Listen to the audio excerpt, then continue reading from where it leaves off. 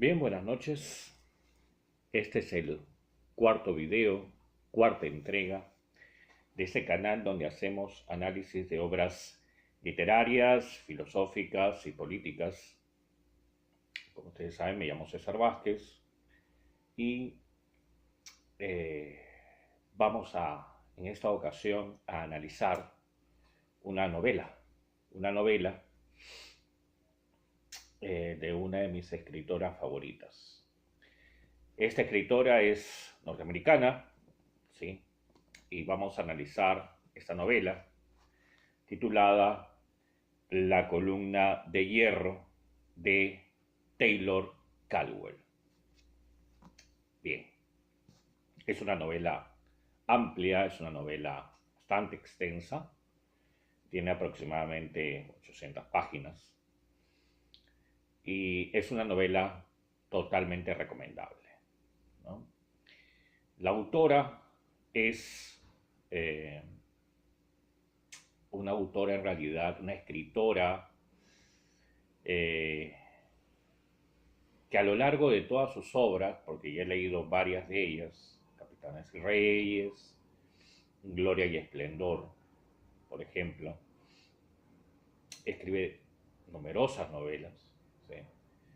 Es una artista, una escritora, que a lo largo de todos sus personajes nos muestra sus particulares posiciones respecto a diferentes temas. A temas relativos a la educación, a temas relativos a la política, a temas relativos a la filosofía, a la moral, a la ética. Y eso es lo que la hace actual. Definitivamente es una autora recomendable. Muy por encima de que sea una de mis escritoras favoritas. Da la casualidad que mis escritoras favoritas son mujeres. Ya anteriormente, y en este ciclo de análisis, habíamos analizado la obra de otra de mis autoras favoritas, que era Ayn Rand, con la novela El manantial. Aquellos que no hayan visto el video, los invito a ver el video también correspondiente a esa novela. Pues bien, antes de pasar a analizar diferentes páginas y episodios narrados en esta obra titulada La columna de hierro, repito, La columna de hierro de Taylor Caldwell, voy a hacer una breve introducción sobre algo que está muy entrecomillado en las páginas actuales, sobre todo de la política, y que es, valga la redundancia, lo que se entiende por lo políticamente correcto. Podemos definir lo políticamente correcto como la postura de los políticos, de los gobernantes, ¿sí?, de los participantes en la vida social en general, de acomodar su discurso a lo que en esos momentos, por la coyuntura, aunque esta palabra a algunos no les gusta mucho, es lo que está de moda, lo que es seguido por la mayoría de la población y en realidad lo que mayormente está marcado y digitado por los medios de comunicación, que curiosamente en varios aspectos y en varios temas de la vida social se uniformizan. Parece mentira, pero lo que vemos curiosamente, sobre todo en los últimos años, es que los medios de comunicación ya no discuten entre sí, ya no discuten entre ellos, ya no se confrontan entre ellos, ya los periódicos no discrepan en posiciones ideológicas, políticas, mucho menos filosóficas actualmente, sino que ahora hay una cierta homogeneidad en el criterio. Entonces los políticos lo que hacen es montarse como a trote de caballo en relación con la postura de ese momento y decir lo que aquí lo decía un conductor de televisión aquí en Perú, Augusto Ferrando, decirle lo que le gusta a la gente. Lo que en algunos casos ha sido considerado como discurso demagógico, para la mayoría, para la tribuna, mejor dicho. Y hago alusión a esto de lo políticamente correcto porque la novela La columna de hierro trata de la vida del célebre cónsul romano Cicerón, que era un excelente orador, un abogado, un jurisconsulto, un colega, pero que no, si bien tenía unos grandes dotes de orador, y obviamente convencía con la razón, pero que no era muy aficionado a lo políticamente correcto.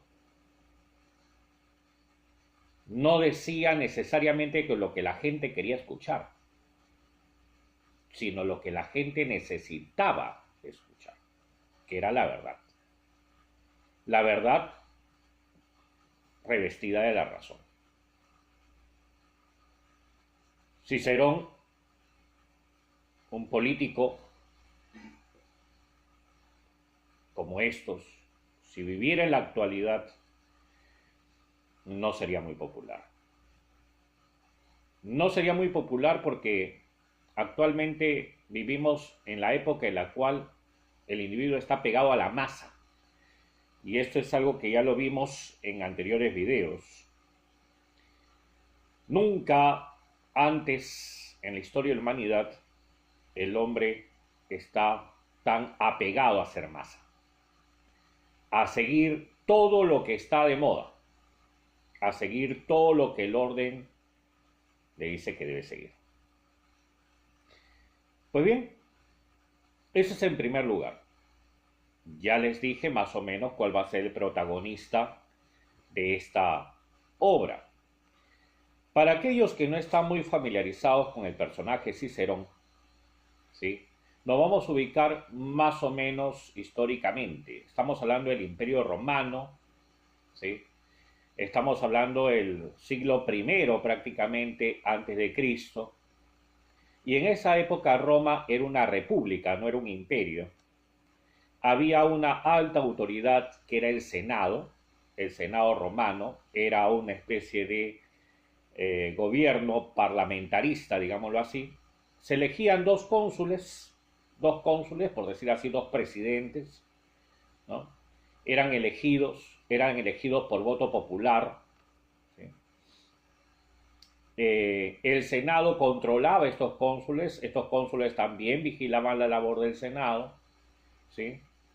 Pero en realidad los que decidían en realidad las cuestiones políticas, de guerra, ¿sí?, de política exterior, en especial de una república que estaba empezando a conquistar vastos territorios, era el Senado. El Senado era el que en tiempos de guerra, ¿sí?, determinaba quiénes eran los generales que iban a tomar el poder en ese momento. Y ya a partir de estos años en los cuales vivía Cicerón, la república ya estaba entrando en crisis, ¿ya? Pero es una época en la cual en Roma confluyen los personajes más importantes de Roma, de la historia romana.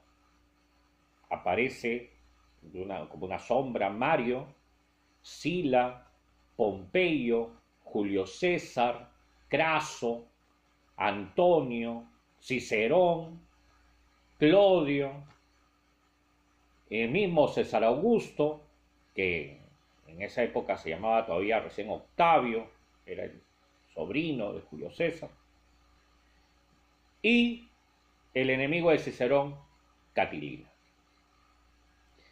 Pero ¿cómo estaba dividida la sociedad romana en aquella época? En esta biografía, una biografía muy antigua sobre Cicerón, de Mafio Mafi, la biografía de Cicerón, que yo he tenido que mandar empastar. En la página 60, nos describe las clases sociales que existían en Roma en aquellas épocas. Había una oligarquía que eran los descendientes de los fundadores de Roma, los que tenían los grandes apellidos, los que tenían a sus ancestros en estatuas en la ciudad de Roma. Algunas de esas familias habían fundado Roma con Rómulo, ¿no? Eran la oligarquía, los patricios, amaban a Sila, que le había revuelto las riquezas que habían perdido. En realidad, algunos de ellos eran muy pobres, no tenían mucho dinero, pero tenían un apellido de alcurnia. Y digamos que por eso integraban el Senado, que no era pagado el Senado romano. Después venía una burguesía industrial, una burguesía comercial, ¿no? Que estaba compuesto por, algunos de ellos eran incluso, no eran romanos de nacimiento, sino que eran de los territorios vecinos que habían sido anexados después por el Imperio Romano. Y era, digámoslo así, la clase emprendedora. Era la clase de los profesionales, era la clase de los comerciantes, era la clase que de alguna manera sostenía la economía romana.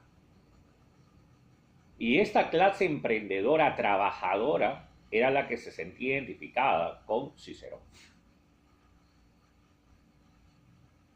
La aristocracia miraba con muchos recelos a Cicerón, ¿no? Cicerón era el representante de esta clase, de la clase media, vamos a llamarlo así. Después estaba la plebe, que era el pueblo, que normalmente tenía bajos oficios o vivía a expensas de lo que los gobernantes de turno, los cónsules, les regalaban. Les regalaban alimentos, les daban entretenimiento, les daban subvenciones, y obviamente con esas subvenciones ganaban pues los votos de la plebe, porque eran igual ciudadanos romanos y votaban, ¿no? Les regalaban, llevándolo al lenguaje actual, de repente su tapercito, de repente sus sanguchitos, o sus refrescos, o sus polos, ¿no? Y con eso pretendían ganar los votos. No hay ninguna alusión, por si acaso, a ningún partido que exista aquí en Perú, ni mucho menos en Sudamérica, pero simplemente es para ejemplificar esta situación. Después estaban los provincianos, que eran de alguna manera los romanos o los pertenecientes a la República Romana, pero que habían sido conquistados y que algunos reclamaban la ciudadanía romana. Bueno, y era justo porque eran parte del territorio romano, aunque repito, Roma todavía no era un imperio. Pero había una quinta clase social, que era la clase social de los descontentos. ¿Y quiénes estaban los descontentos? Estaban todos los sicarios, criminales, estaban los, digamos así, los que eran considerados en esa época la lacra de la sociedad, ¿no? Aquellos que habían sido de familias ricas y habían caído en desgracia, ¿sí? En fin, ¿no? Los estafadores, etc. O sea, estaba toda la lacra de la sociedad. Y cada uno era representado, o sea, cada uno representaba de alguna manera, cada uno de los políticos que he mencionado, Julio César, Pompeyo, Craso, etc., representaban un sector de la sociedad. Pero a este sector en especial, al sector de la lacra de la sociedad, para ubicarlos un poco a la narración que voy a hacer, tenían como jefe a Catilina. Ese era su representante. Con esto, llevándolo más o menos al lenguaje actual, podemos decir que siempre hay sectores de la sociedad que se ven particularmente representados por, disculpen, yo había algún error en el video, estaban particularmente representados por siempre un líder que más o menos corresponda con las mismas cualidades. ¿Y por qué era que simpatizante este sector de desposeídos, ¿no?, con Catilina? Porque Catilina representaba muy bien esas cualidades que tenía. Era un hombre corrupto, era un hombre sin ningún tipo de moral, un hombre desleal. O sea, siempre en las sociedades, siempre ha habido sectores que se han identificado con esa clase de líderes. Obviamente, ustedes pueden hacer las comparaciones en la época actual que mejor crean conveniente. Pues bien, voy a empezar a narrar, y como saben ustedes siempre, ¿no?, voy a leer algunas páginas que a mí me parecen valiosas de este libro, ¿sí?, que es para mí sumamente recomendable, sobre todo por la coyuntura actual que vive nuestro país y que vive en muchos países de Sudamérica, ¿sí?, y que sin duda también traspasa fronteras, ¿no? En primer lugar, hay que tomar en cuenta que en esa época Roma era una sociedad esclavista, y ya en esa época empezaba de alguna manera a hacer agua esa sociedad sobre la cual se había fundado Roma, porque es al final el esclavismo el que dialécticamente va a encumbrar a Roma y también lo va a destruir a la sociedad romana, ¿sí? Cicerón tiene un abuelo que representa a la vieja Roma, la Roma en la cual había vivido el abuelo de Cicerón. Era una Roma totalmente diferente, era una Roma la cual se guiaba por principios morales, éticos, en los cuales el honor estaba por encima de todo, ¿no? Sin embargo, el abuelo de Cicerón ya ve en realidad que en Roma empezaban los problemas, y empezaban los problemas a partir del abuso que se hacía de la condición de los esclavos, ¿no? En la boca del personaje del abuelo, Taylor Caldwell coloca estas palabras: no tiene nada de extraño que la gente de clase más inferior, que alardea de su bajeza, esté resentida porque aquellos que le dan trabajo y a quienes temen no estén a la misma altura que el Olimpo sobre la llanura. En verdad, su arrogancia corre pareja con su insignificancia.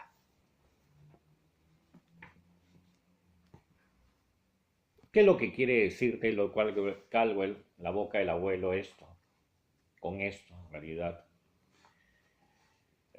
Si nosotros quisiéramos hacer un estudio hasta filosófico de esta frase, podríamos decir de que esto podría salir de Hegel, ¿no? Porque en realidad es dialéctico este movimiento. El amo ha perdido contacto con la realidad. La realidad es transformada por el esclavo. Y obviamente que el esclavo, que tiene contacto con la realidad, ¿sí?, con la materia, y la transforma, ¿sí?, crea una cultura. El amo se ha desligado de la realidad. Ya no tiene contacto con la materia. Se sirve de ella de forma indirecta a través de la figura del esclavo. Y este apartamiento de la materia hace que su inteligencia no se desarrolle.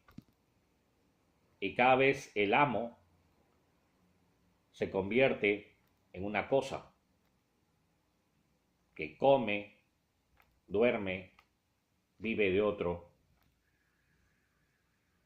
Y es el esclavo el que reclama en realidad su verdadero lugar en la sociedad, porque él es realmente el que sostiene esta sociedad a través de su trabajo. Es el trabajo al final el que sostiene la sociedad. Así que es al final lo que se nota aquí, es claramente lo que sucede aquí, es obviamente un sentimiento que posteriormente va a destruir a Roma. porque al final la sociedad romana se destruye. Roma, de pasada a tener 2 millones de habitantes, termina el imperio con 20.000 habitantes libres y 40.000 esclavos en Roma. Es el sistema económico el que trae abajo la cultura romana. Pues bien, vamos a hablar un poco de la personalidad de Cicerón. Ya les dije que era un jurisconsulto, ¿no? ¿Sí? Pero en realidad, ¿cómo era Cicerón en sí? ¿Cuál era su personalidad de este cónsul romano que representa la figura de la moralidad, la ética, de alguna manera, heredadas de la vieja República Romana?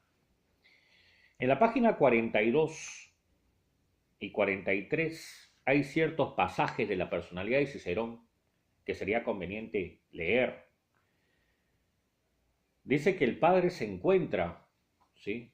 El padre Cicerón se encuentra con un amigo y le anticipa al padre de Cicerón lo siguiente: su hijo tiene carácter, noble Tulio, es firme, pero no dogmático, es tolerante, pero no débil, es tenaz, pero no obstinado.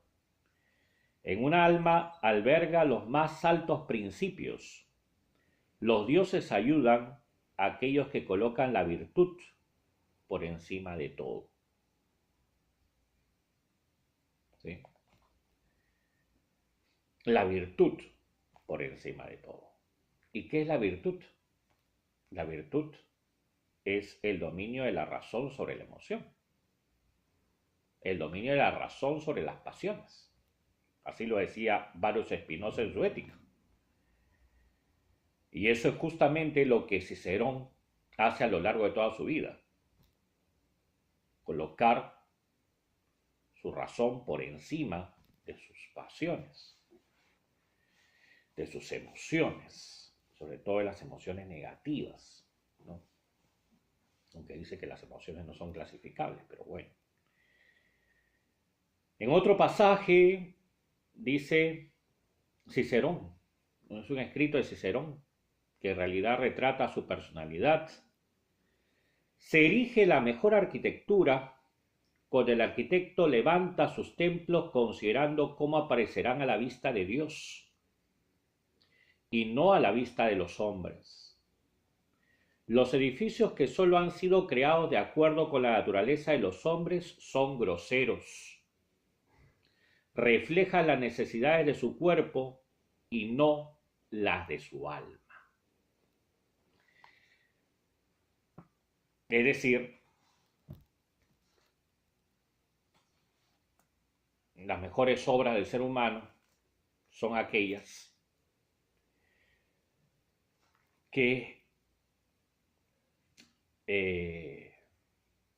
son producto de la elevación de lo que algunos consideran el alter ego o el otro yo, del contacto con esa espiritualidad o espíritu, como decía Hegel, que está en cada uno de nosotros, está en nuestra conciencia, un espíritu de lo absoluto. El artista es capaz de elevarse hacia ese espíritu y materializarlo, en sus obras. Bien, Cicerón tenía un maestro que ha pagado por su familia, que siempre se preocupó de la educación de Cicerón. Y este maestro se llamaba Arquías, era un maestro griego, ¿no? Y Arquías se convierte algo así como el alter ego de Taylor Caldwell, porque es una voz como Virgilio en la Divina Comedia que guía a Dante, ¿no? De alguna manera se convierte en su consejero, en su principal mentor de Cicerón. Y hay algunas frases en especial que voy a leer que me parecen a mí sumamente importantes, ¿no? Sumamente trascendentes, ¿no? Ojalá que no me quede corto el video, estoy viendo desde hace bastantes minutos, los minutos que me puedan quedar. Voy a tratar de recortar y ver algunos pasajes importantes. Página 43. 43 dice lo siguiente, dice Arquías,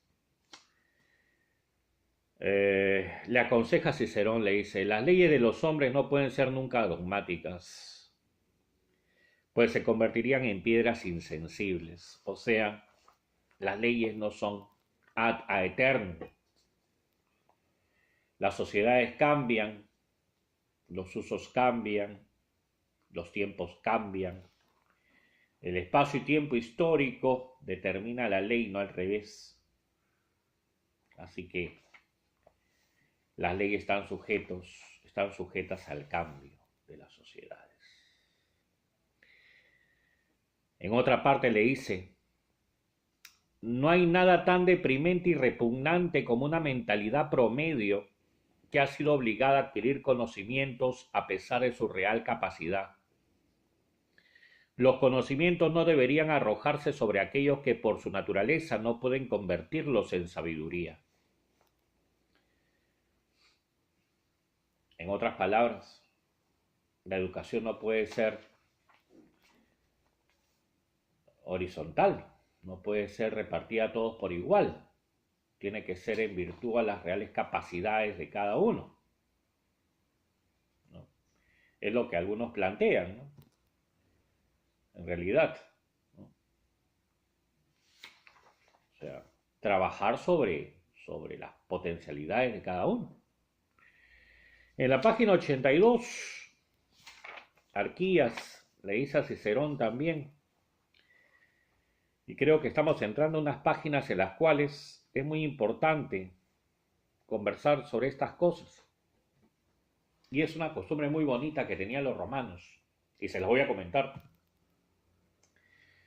Cuando los jóvenes romanos llegaban a los 16 años, se quitaban, o mejor dicho, se añadían la túnica. Sí, esas túnicas que vemos a veces en las películas de Semana Santa, esa túnica blanca con su manto rojo, ¿no? Recién los romanos la querían o se podían colocar esa túnica que representaba ya su adultez, podemos llamarla así, a los 16 años, recién. Pero antes de que se ponga esa túnica que venía con fiesta incluida, con celebración incluida, con presentación en sociedad, vamos a llamarle así, donde invitaban pues a las familias, a las vecinas, en fin, para presentar a la sociedad al muchacho. Pues bien, antes el muchacho tenía que recibir palabra de todos sus familiares, todos. Y en su casa, en la casa de Cicerón, vivían su papá, su abuelo y su mamá, y su maestro. Entonces, era deber de cada integrante de la familia aconsejar al futuro ciudadano romano. Entonces, cada uno de ellos cumple con su deber, aparte de darle sus regalos respectivos, ¿sí? Que mayormente eran regalos de carácter económico, eran dotes, para que el muchacho se pueda sostener, ¿no? Veamos, Arquías le dice, sus consejos le dice, el hombre realmente civilizado es inmune a las aclamaciones pasajeras, las novedades y las modas del pensamiento, las hazañas, la palabra hablada o escrita o las tormentas emocionales. ¿Qué le está diciendo? Le está diciendo que le está aconsejando la prudencia, no dejarse guiar por sus emociones, esperar unos minutos antes de tomar una decisión. Es algo que se dice muy fácil, pero es algo terriblemente difícil de ejecutar. Sin embargo, es lo que le aconseja su maestro. Después le dice, el hombre verdadero se aparta de la chusma vociferante que pulula por los mercados, que aclama constantemente y luego es la primera en denunciar. ¿Qué le está diciendo? No te dejes guiar por la palabra del vulgo, por lo que la gente dice, por lo que la gente comenta, por lo que aparece en Facebook, por lo que aparece en Internet. Nunca antes en la sociedad ni en los medios de comunicación la teoría de Kant se ha hecho realidad como acá. Nunca antes ha estado tan separado el noúmeno del fenómeno. Y aquellos que han estudiado acá me deben de comprender. Después, en la página 83, le aconsejan, no hay nada malo en el cuidado del cuerpo con tal que se supedite el cultivo de la mente y sea siempre obediente a su voluntad. Mente sana en cuerpo sano, ejercítate, cuida tu cuerpo, cuida tu alimentación, porque de ello también se dota y se nutre la razón, la inteligencia. El equilibrio es una ley de la naturaleza. Cuidado con el hombre que trate de alterarlo, pues lo aplastará en el suelo. El pedante y el hombre vulgar son los que alteran las balanzas. El primero porque carece de cuerpo, el segundo porque no tiene alma. Esto es platónico, es Platón puro.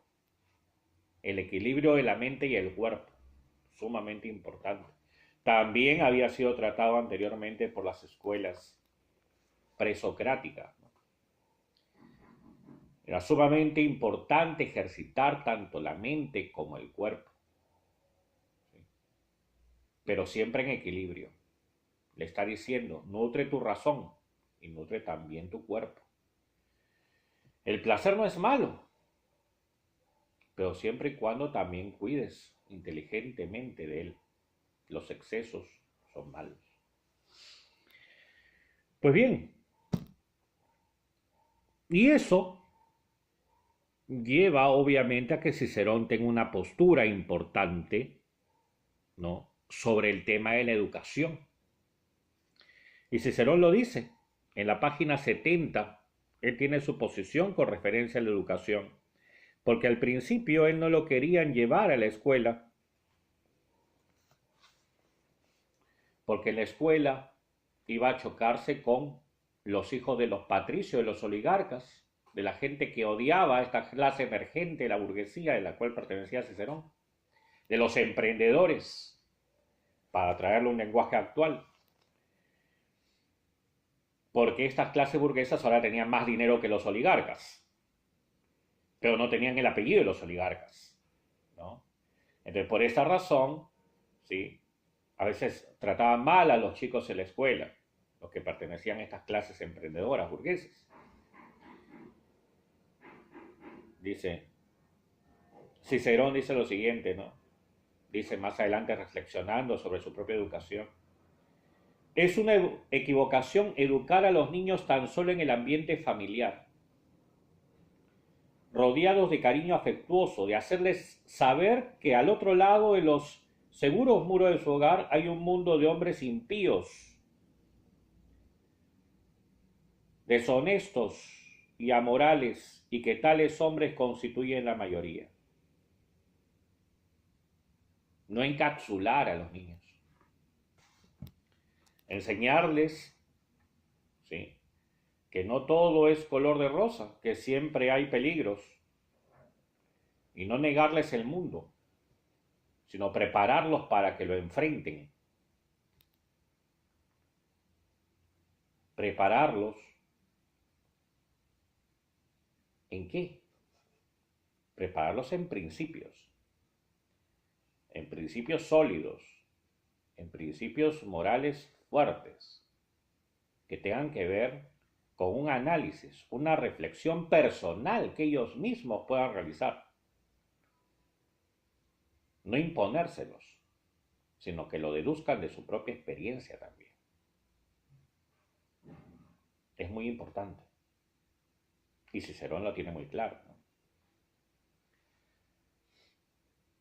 Como dije, Era una costumbre en realidad en Roma en aquella época enseñar previo a los 16 años. Qué bonita costumbre realmente la de los romanos. Cuánto me agradaría que esas costumbres volviesen, esos ritos volviesen a la educación actual. Sobre todo ahora, que la juventud ve todos estos casos de corrupción que vemos todos los días en la televisión y que en realidad crece más con la idea que aquí está en una sociedad donde todo vale, en donde los valores son relativos y que en realidad ser y no ser es lo mismo, cuando lo importante es sobrevivir. A ese tipo de pragmatismo estamos llegando con esta sociedad. A esta sociedad en la cual está enmarcada en lo políticamente correcto, donde lo importante nunca ha sido tan importante no ser. No ser. ¿Y cuál es el problema del no ser? Porque algunos dicen, no, voy a descubrir mi ser primero diciendo el no ser. Lo que pasa es que el no ser no tiene la misma naturaleza ontológica que el ser. No tiene la misma sustancia. Si uno niega algo, debe proponer en principio algo. Una antítesis no solamente supone la negación de una tesis contraria, sino supone el planteamiento de otra tesis. Pero estamos en una época en la cual estamos contra todo, pero no proponemos nada. ¿Y dónde caemos? Caemos en un nihilismo, en la creencia de la nada. Ahora ya nadie se atreve a hacer. Todo se relativiza. Todo. En la política, en la economía, en el sexo. Todo se relativiza. Prácticamente no hay nada. Todo se construye. Eso es nihilismo. Y reducir un hombre a la nada es sumamente peligroso. Sumamente peligroso. Todos los regímenes fascistas y totalitaristas se valieron de esa reducción del hombre a la nada. Recuerden, el no ser no tiene la misma naturaleza ontológica que el ser. El ser por lo menos es algo, tiene una sustancia. El no ser es cierto. Puede ser algo contrario al ser. Tú te puedes oponer a una tesis, o tienes que proponer la propia. Si yo tengo una casa y la destruyo, no tengo otra casa. Si tengo una casa, la destruyo, pero la construyo otra, que ya he diseñado y he dicho que es mejor que la anterior, ahí sí podemos hablar de una transformación. Es por eso que es muy importante, ¿sí?, tomar en cuenta estos aspectos, ¿no? El tiempo, sin duda alguna, es muy tirano y voy a tener que hacer esta sesión de esta obra de la columna de hierro, que en realidad es amplísima, no esperaba en realidad, pero lo voy a tener que hacer en 2 sesiones, ¿sí? Y voy a hablar de las enseñanzas, porque voy a tratar de redondear ese aspecto de esta costumbre tan hermosa que tenían los romanos, de aconsejar a los muchachos cuando cumplían 16 años. No estoy diciendo por si acaso que no se les aconseje todos los años anteriores ni los que vengan, pero es un ritual muy especial. Uno puede aconsejar a sus hijos toda la vida, pero sus 16 años era una fecha importante. Y a veces las fechas marcan mucho los recuerdos. Si no, preguntémosle a las chicas que cumplen los 15 años si se acuerdan de su fiesta de 15 años. Y se van a acordar todo. Una sana costumbre de los romanos que podríamos repetir.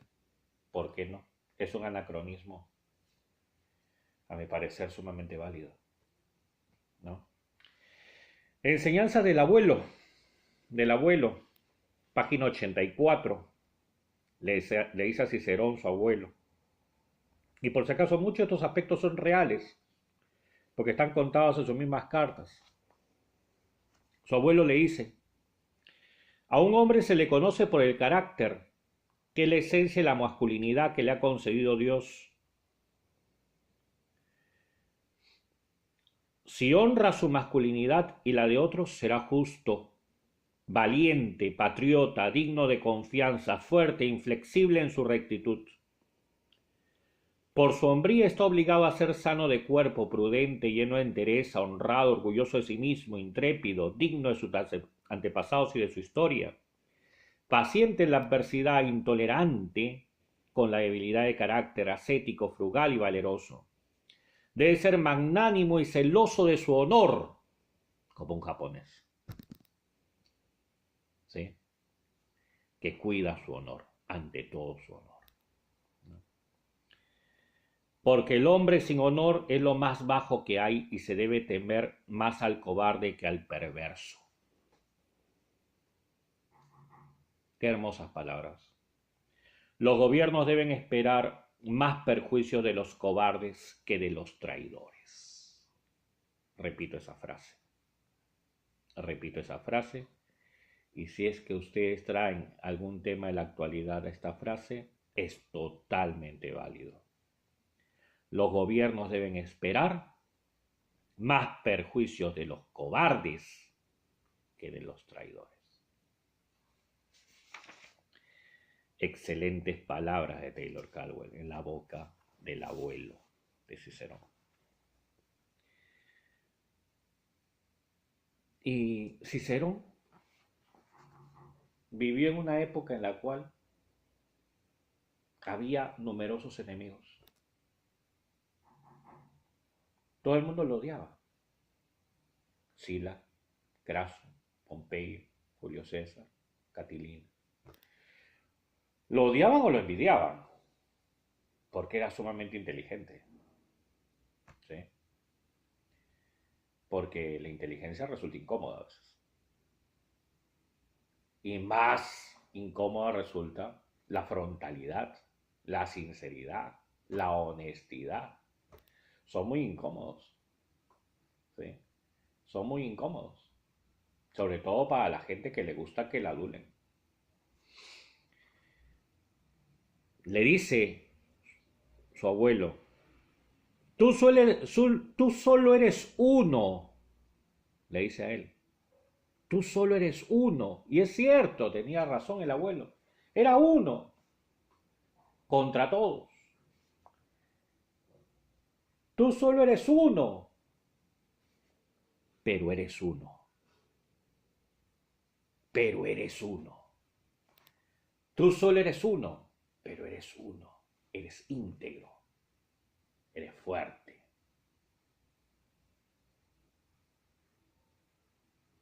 El hombre que tiene una correspondencia entre lo que piensa, lo que dice y lo que hace, es uno. Es uno. Y vale por miles. Y recuerda sobre todas las cosas que nunca hubo un gobierno,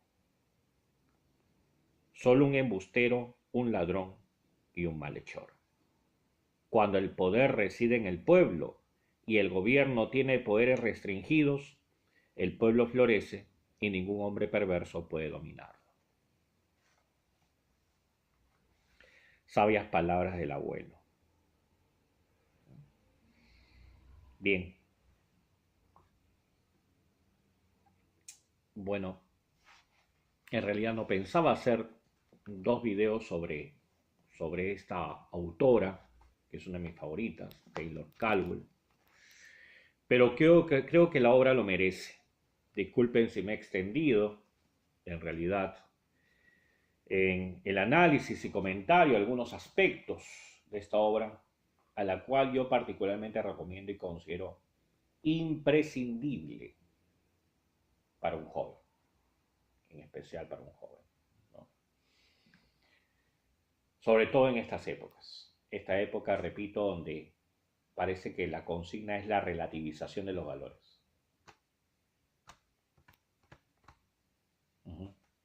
Lo políticamente correcto y el predominio del no ser sobre el ser. Del no ser sin ser sobre el ser. Bien, muchas gracias por la atención, ¿sí? Y recuerden el consejo de siempre: leer para comprender mejor tu realidad, leer para ser mejor cada día, leer para ser feliz, leer para que no te engañen, leer, ¿sí? ¿Para qué? Para ser libre. Les agradecería que difundan el video. Si tienen jóvenes, en especial en casa, aconséjelos. Ya somos más de 20 suscriptores, me alegra eso. No por la cantidad de suscriptores, sino porque veo que en realidad el tema toma interés. Y la consigna es esa: cultura, cultura y más cultura. Muchas gracias por su atención. En la semana voy a estar subiendo el video de la segunda parte de esta obra. Y ojalá puedan darme algunos comentarios sobre la misma. Muchas gracias.